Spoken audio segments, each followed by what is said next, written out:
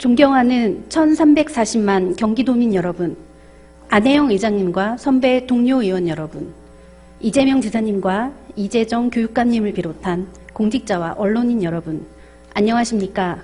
보건복지위원회 김은주 의원입니다. 촛불혁명으로 탄생한 문재인 정부는 국민으로부터 두 가지를 명령받았습니다. 첫째, 기득권이 이끄는 정치가 아니라 국민이 나라의 주인임을 깨달으라는 것이고, 둘째, 소수만 잘 사는 나라가 아니라 고르게 잘 사는 나라를 만들라는 것입니다. 국민들의 명령은 지난 6.13 지방선거에서 민주당이 압승으로 이어졌습니다. 엄중히 새길 경기도민의 요구는 명확합니다. 16년 만에 경기도 권력 교체를 통한 지방 적폐 청산과 다 함께 잘 사는 민생 경제를 경기도에서도 확실하게 수행하라는 것입니다. 존경하는 이재명 지사님께서도 이 점을 잘 아시고 도정에 임하고 계시리라 믿습니다. 특히 문재인 정부의 일자리 창출 정책 중 사회서비스원 선도사업에 참여하는 등 경기도의 적극적인 자세는 매우 긍정적이며 본 의원도 적극적으로 돕도록 하겠습니다. 그러나 최근 도지사께서 추진하고 계시는 주요 공약 사업에 대해 몇 가지 우려를 하지 않을 수 없습니다. 이재명 지사님의 청년에 대한 애정으로 경기도에 청년정책 담당과가 설치되고 다양한 청년 정책들이 추진되는 것은 좋은 일입니다. 그러나 얼마 전 조례 통과된 청년 배당 사업은 그 중요한 상징성에도 불구하고 청년들과 기초단체들과 충분한 소통과 공론화 없이 졸속으로 추진되는 바 여러 우려가 제기되고 있습니다. 그럼에도 또다시 공약이라는 이유로 조례도 없이 어떠한 공론화도 검증도 없이 추진되는 청년 정책이 있습니다. 바로 생애 최초 청년 국민연금입니다.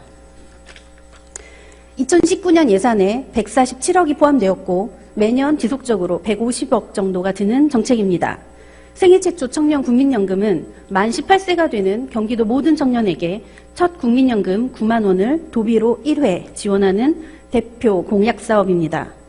이후 개인적으로 계속 납입하거나 나중에 취업하여 소득이 생겼을 때 한꺼번에 약 3천만 원 정도를 납부하면 65세 이후 국민연금 수령액이 증가하게 됩니다. 이 정책의 문제점은 경기도민을 위한 혜택이 경기도 예산이 아닌 국민연금 기금에서 지불된다는 것입니다. 대규모 가입과 대규모 납부 예외 신청은 국가 사회보험 체계를 흔들리게 할 수 있습니다. 지난 국감에서 보건복지부 장관님도 이에 대한 우려를 표현하신 적 있습니다. 사실 이 정책에는 더 큰 문제가 있습니다. 소득이 없어도 매달 9만 원을 꾸준히 내줄 수 있는 여유 있는 가정의 청년이거나 나중에 취업하여 약 3천만 원 정도의 여윳돈을 마련해 추납할 수 있는 계층만 혜택을 누릴 수 있다는 점입니다. 당장 한 달 벌어 한 달을 버텨내야 하는 어려운 청년들에게 65세 이후 노년의 일은 먼 일이기만 합니다. 결국 모든 특혜는 경제적으로 여유 있는 계층에게 돌아갑니다.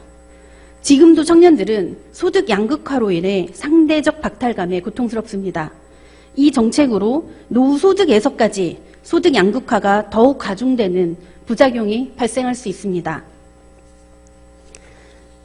정부의 다 함께 잘 사는 나라, 포용국가의 가치에 반하는 정책입니다. 또한 생애 최초 국민연금은 매년 경기도 예산 150억을 40년 뒤에야 찾을 수 있는 기금에 묶어두게 됩니다. 문재인 정부가 추구하는 소득주도 성장 정책과 전혀 다른 방향입니다. 국민과 도민들께 계몽주의적 정책을 추진해서는 안 됩니다. 그것은 오만과 독선입니다. 청년들이 국민연금에 일찍 가입하는 것이 유리하다는 것을 몰라서 못하는 것이 아닙니다. 청년 개개인의 상황에 따른 판단과 선택을 존중해야 합니다.